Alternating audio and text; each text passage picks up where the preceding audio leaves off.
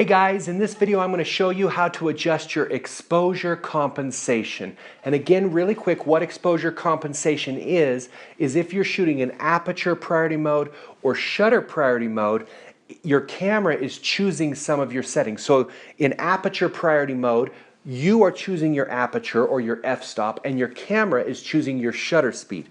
If you're also in auto ISO, your camera is also choosing your ISO.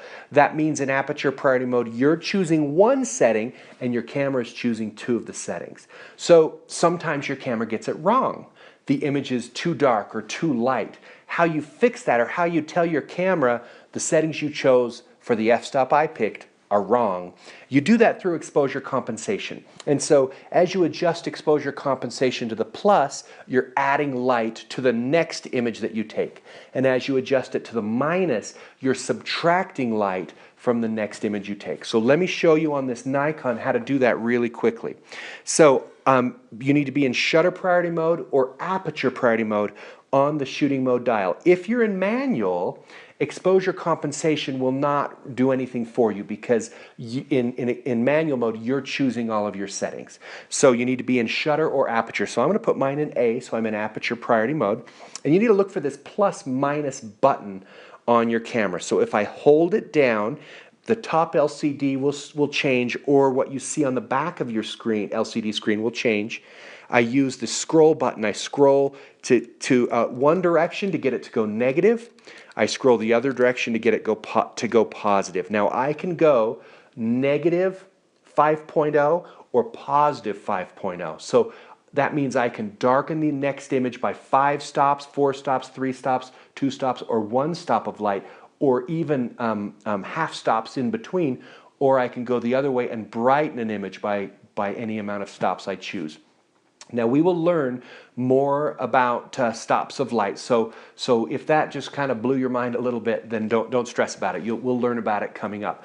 But just understand that the higher you go, +1, +2, +3, +4, +5, the brighter the next image will get. And the same thing with the darker numbers. Now, if you don't have this exposure compensation, the plus minus button, then again, you're going to hit that I button to go into your info menu.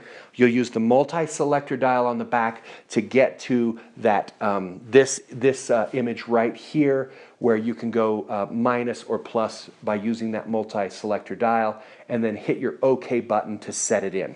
Now let's look over at a Canon, and we are going to look for an exposure compensation button on this camera, and I don't have one. So what I'll do is I will hit the Q button to go into the quick menu. I will select the exposure compensation option, and then I will hit set to go into it, and then use the scroll wheel to go plus or the scroll wheel to go minus.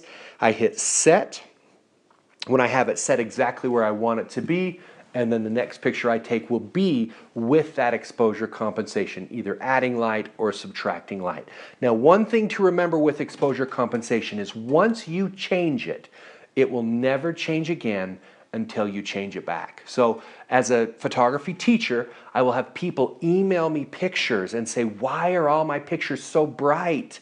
Well, the problem is they set their exposure compensation, took pictures, put their camera away, got it back out a week later, a couple days later, whatever, and began to shoot again and forgot that it was turned on or it was set to a positive 2.0.